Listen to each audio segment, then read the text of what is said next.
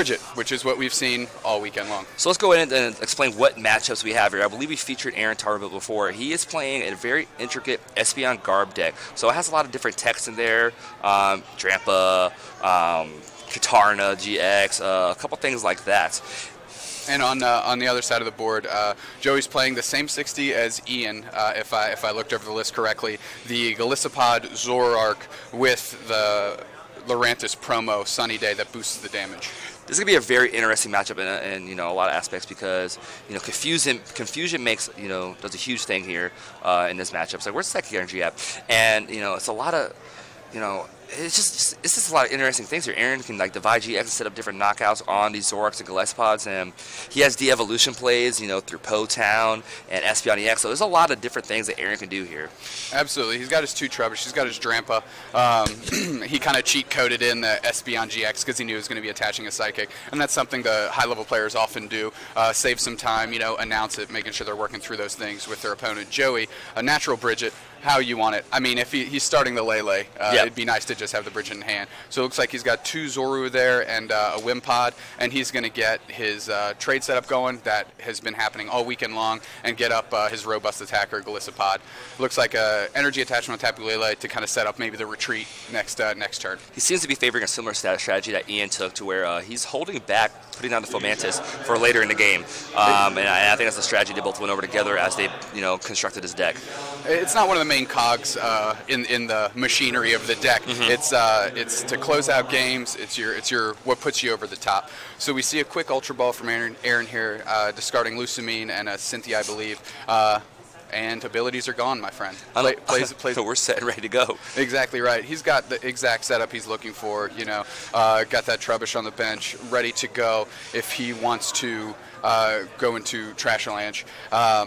Drampa, great backup attacker, and Espeon GX here. If we fade the double colorless, looks like we're just going to be going in with Psybeam and trying to do some work that way. 60 damage Psybeam, not bad. One of these combos came from, I believe, the World Championships last year through, a lot of people played Drampa Guard, but with the Po Town combo. So what that means is Drampa's second attack for 3 colorless energy, so in this case, Psychic double colorless. It does Berserk. Base damage 80, but it does 70 more if there's damage on your bench. How that happens is through Po Town, you evolve on your Pokemon, and it adds the damage on there, increasing the effect of Berserk. We just saw a Divide GX there, canning that Wimpod real quick, 30 damage on a benched Zorua, and looks like Joey seeing the writing on the wall. He's going to attach again to Lele, and I think we're going to start seeing some energy drives. I like to play from Aaron on this side because he knows the only threat right there is the Golisopod, because what's Zorua going to do without being able to trade? So he went ahead and took out that Mia threat and kind of, you know, just quick aggression right there from Aaron.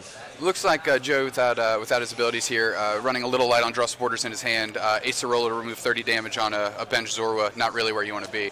Aaron, his deck, firing on all cylinders right now, Jeff. Yep, setting up really strong here. And he's kind of just, you know, he's going to hang out here and just keep attaching energy and go with the floor right now, because unless, you know, Joey were to find a field blower here, which he does play 3 count, so not much setting up is going to happen on his side.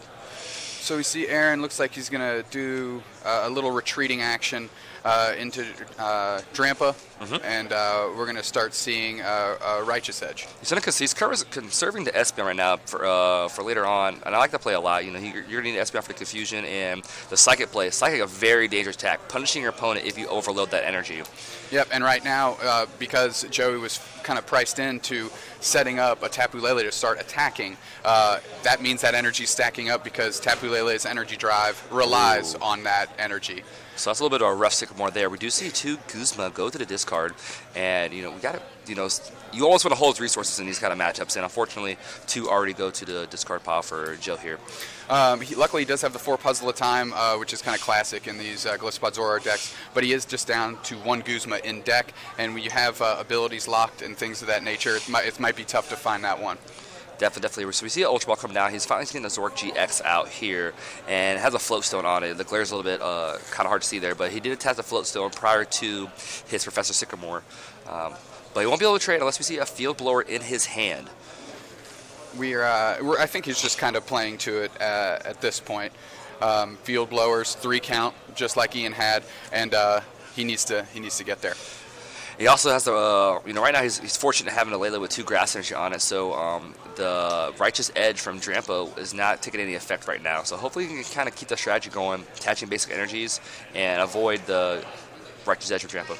However, Lele doing 60 damage on a Drampa that isn't necessarily integral to Aaron's plan. He's able to just kind of get some damage on the board, using that Righteous Edge attack for 50, kind of matching the damage output that Joey's putting out there, but he's only got 1 Psychic involved in that trade. So we see Aaron, I believe he just Ultra Balled, going through the deck here, and there it is. Trash Lance Garb. Trash Lance Garbodor. So now there's a whole bunch of pressure on Joey's side. He has to be a lot more cognizant of all the items he plays and all of his different, when he goes to trade, what to discard right now because of the pressure that Garbodor brings. So what we also see is the Berserk attack that Drampa has that was kind of the story of last year. Yes. Was Berserk. He's got his damaged Pokemon on his bench. That attack is live, doing that 150, and he's going to be going in with that now. And that's a clean knockout on that Lele if he hits this DCE. Yep. We do see a unit energy, not a DCE just yet, and does not look like he hits the DCE. Luckily, Aaron can still keep up his game plan here. He didn't need that DCE. That was a luxury, right? Yep. He can still play the game here. Just going in with 50, using Righteous Edge, developing his board, kind of sitting behind the Drampa and playing accordingly. Like the Bakoko here took a lot of handled a really big play yesterday for him because he was able to spread Bakoko a lot and then use SB on EX to sort of take multiple knockouts on these different Zoroark decks. So I can see him eyeing that strategy here in the future. So we got double puzzle from Joey, so strong. You're buying back those 2 Guzmas that we were talking about, and there's going to be his only way to buy that back. So Joey's wheels are turning. He's got a plan for us, and he's developing that right now. He's trying to fight the good fight. He's kind of put behind Potown, abilities locked out, and he's just doing the best he can, trying to keep it parity. That's a big Acer roller right there, Jeff. Huge. And Aaron not being able to hit that DC and him just taking it right off the board is incredible. Is a real good play for him on Joey's side right now.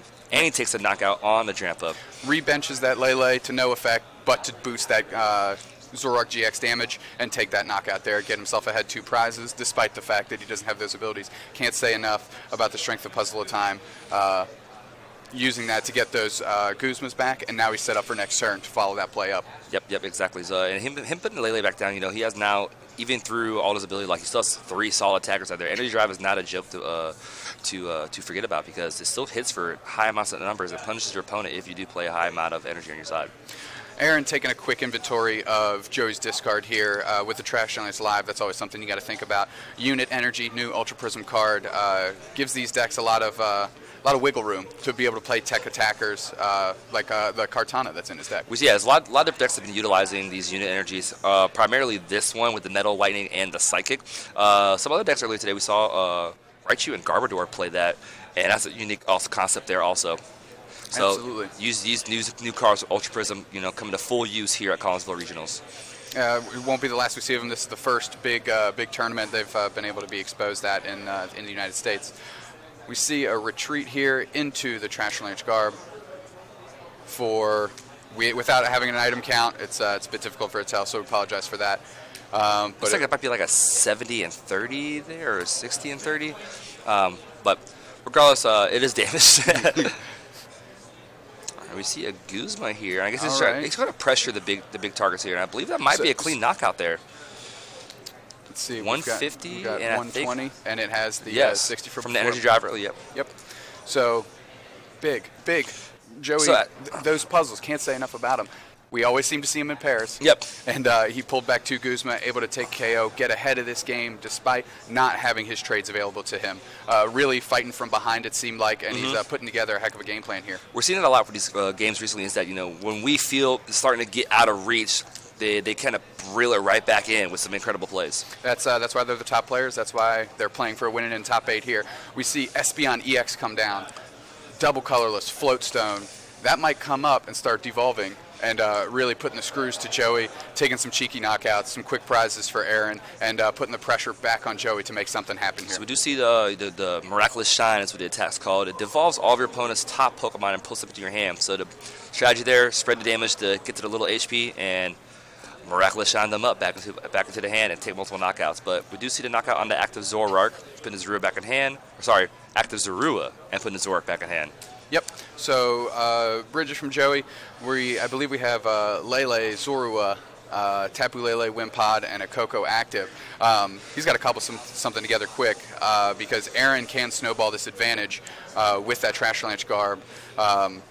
And be able to take, as with a one prizer, take some knockouts. So we're going to see the Formantis come out now because we were going to talk about that, you know, how when we cast it earlier, the same deck, is that late game knockout that you can do, put all that power in from the Formantis and, the Lurantis promo and be able to boost the power of Golisopod and take the one-shot knockout here in this Espeon EX. The thing with Aaron's deck, all his Pokemon are a bit squishier. There's a difference between 200 and 210, besides, obviously, the number factor, but the difficulty of hitting those numbers. Looks like Joey's saying, I might not need that plus 20 damage. I'm going to get a Zorua. I haven't gone through my field blowers yet. That can unlock my trades, and then I can press this two-prize advantage that I have. Very good point you just made that he has not seen his field blowers yet, so keep that in mind as we go out through this game and his deck gets thinner.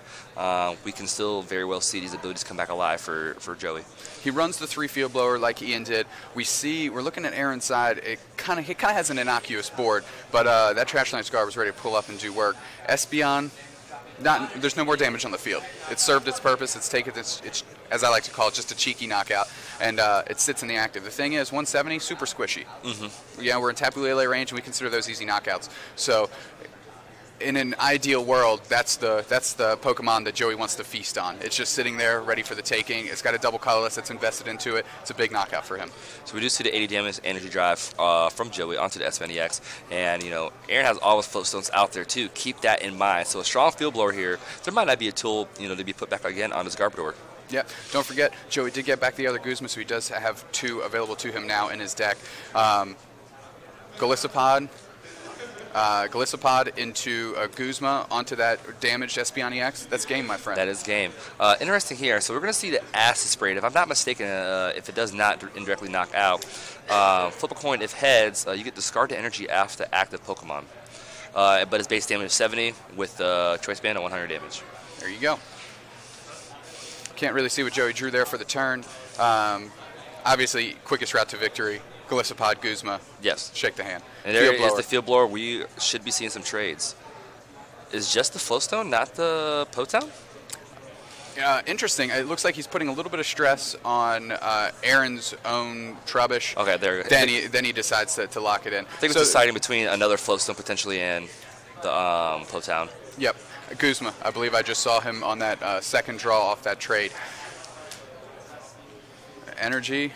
Choice Band, Guzma, and there it is. We're going to retreat right back into it. Let's go to game 2. So he did it the hard way. He did it the hard way, and it just Tapu Lele putting in the work, putting in the muscle power for Joey this game 1, and just holding strong for him. I don't need abilities. I have a Tapu Lele, and he's holding on strong. Load him up, coach. That's been the story of the stream when we've been in the booth. Every time we say, hey, this is probably the direction they need to go, they're like, I don't need all that. That's all superfluous.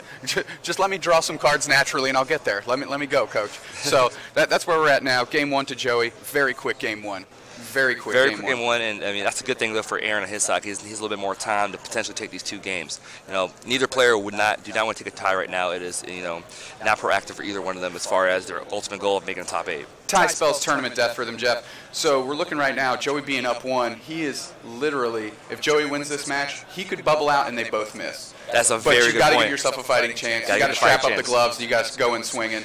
Aaron, reeling right now. He needs to win 2 quick games, lock himself up for another top 8. A very well-decorated player. And he's very well aware of how much he has to win these 2 games in the amount of time that he has. So he was quick shuffled, set up, and he's not even cutting his opponent's deck. He's ready to get the ball rolling and get this game 2 underway. Kind of have the luxury of maybe not cutting your opponent's deck when you're on stream. Everybody's under the lights, under the camera. No shenanigans here. Let's just tap those decks. Let's play some Pokemon. Shaking the hand, here we go. And look, Natural Bridget. Just like you want it. Is he? It was already put down. The finger was taken. I'm curious if they're going to... Okay. All right. So that's an awkward rule in there. We can discuss that another time. But he looks like he's going for the easy Bridget right out the hand. And we're going to see 2 Trubbish and possibly an Eevee come down. I'd like to see an Eevee have him get that set up. I can see getting set up is big wheel GX play for the next turn. That's one of the big merits of Drampa Garb is being able to use that big wheel attack. While yes, it is an end just away, but that end isn't there, and people want to play Cynthia over that. You can get to 10 cards and really get set up for your game. Exactly right. It's punishing the lower end counts that we've been seeing with these new Ultra Prism decks using that new card Cynthia. Very curious.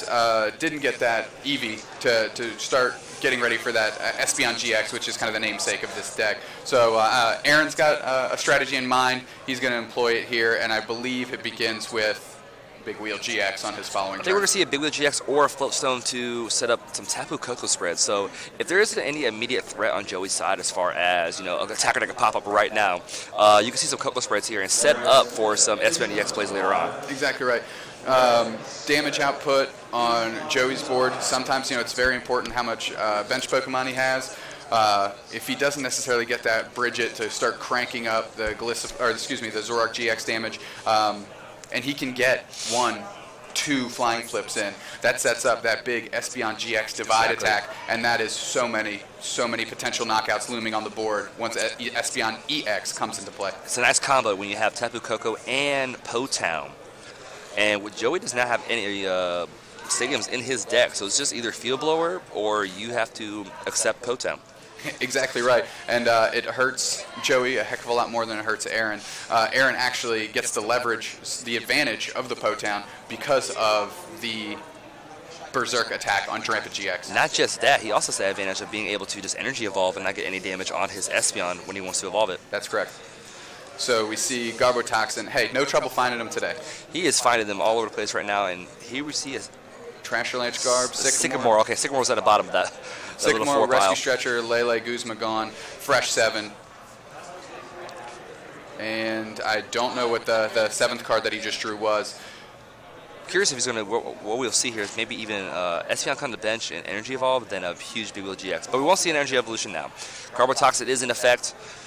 Aaron hitting that, activating Garbotoxin on that Garbodor with a little Wingardium Leviosa action there. That Floatstone, lifting him off the ground, keeping him light on his feet.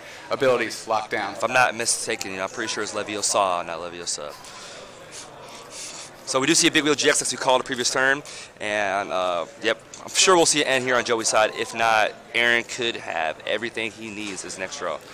Counting out 10 cards feels good. Very good. He's not even looking at him. He's scared. He already knows there's a potential end coming. And there is a Field Blower, one of the 3 that he has in his deck. We're going to see a bunch of trades. And he Kukui, so we will not see an end on Joey's side. Draws it on the first trade. So it's going to hit right now for 140 damage because of the Kukui. If he had Devoured Field or Reverse Valley, he could knock out this Drampa right now with a Choice Band, but he does not have that in his list. No, he preferred, I'll just stay away from the stadiums, play that 3rd Field Blower, and we will get in there and just lay in some hits. All right, so we do see the damage get put on Drampa. Garbodor takes to the skies again, locking out abilities. Between 4 Flowstone and 4 Choice Band, I'm sure he's going to find plenty of tools for these matchups. That's true. Because once the Garbotoxin's in play, it's not too tough for him to get it. Po-Town comes right back. Lucamine, such a strong card, really proved its mettle in Expanded.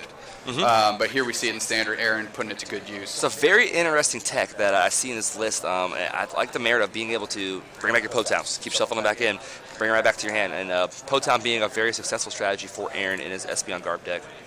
We see Aaron lining up an Ultra Ball here. Po-Town, Cynthia gone, searching through his deck. That's kind of interesting. He kind of used Lucamine to bring the Po-Town. I kind of use the Po-Town kind of like the propagation egg from Expanded, essentially, to bring it back in and just to discard it right back. Power level's a little different in Standard. We had to tune that back. We have to work with what we got. Exactly right. Searching through his deck, curious to see what he finds. Trubbish, I guess it's number 3. Number 3. Pre-evolved Garbodor we've got on the board here. Aaron is lining up his strategy. He's got a great draw supporter for the next turn if he needs it. Unit Energy coming in. He's using the strategy of wanting to go the Trasherlanches and forcing Joey to have to draw with different cards. Yep. You do not trade items, but kind of get what you can. Using Righteous Edge there to control the special energies on this Joey's side of the board. Getting rid of that. That just means with abilities locked out, that is more pressure on this end to find Joey the things he needs. Definitely, definitely. With that damage on the Drampa, we could see potentially Flowstone and Goliath Spot to come up and knock out, which would be a really good play for Joey. But if there is not a knockout here, I think Aaron's in a great spot. No abilities. You just knocked out the last energy. He's already attached the grass to the bench, Goliath Spot. So interesting what we may see here. We see, I think I saw Zoroark GX in there. Kind of drew him pretty quick on us. Looks like on the bench right now. A pass. He did not hit a way to get that Zoroark out of the active, which puts Aaron into an interesting spot here. Just want to clarify what's on the bench on Joey's house, because we have a minute to keep up with it. It goes in order from top to bottom. Wimpod, Tapu Lele, Gillespie with the grass and Choice Spam, another Tapu Lele, and a Tapu Koko. We see Aaron Tarbell playing Cynthia. I'm thinking he wants to get out of the active and start flying flipping. I think that's the ultimate guard. Now, you saw that he didn't get much going off his draw. You want to retreat. You want to get a Tapu Koko out there and do what you needed to do. Spread the damage and get ready for Espeon EX. Righteous Edge has served his purpose. I mean, if he has to hit into the Zoroark GX, he's theoretically still setting up that late game Espeon EX play. But that's kind of the inefficient way of doing it. And there's an Acerola. Acerola, just in time, picks it up, makes it clean, and guess who's coming up to fight? That big bug Pokemon. I guess that was a Zorua after the Wimpod. I do apologize for that. Because I assumed there wasn't after he didn't evolve it from his hand earlier. But I guess he's hoping maybe for a Field Blower to get rid of the Potown there. But there it is. First impression, knockout on the Drampa. 4 to 6 game prize lead right now.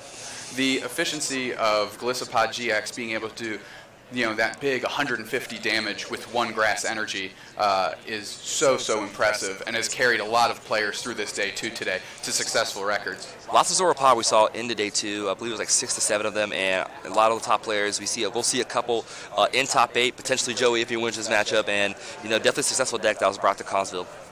That is another Trash Lance Garb setup, and here we go. It's interesting that he's going for this Trash Lance route right now. I don't know if his EVs are prized. Maybe that could be it.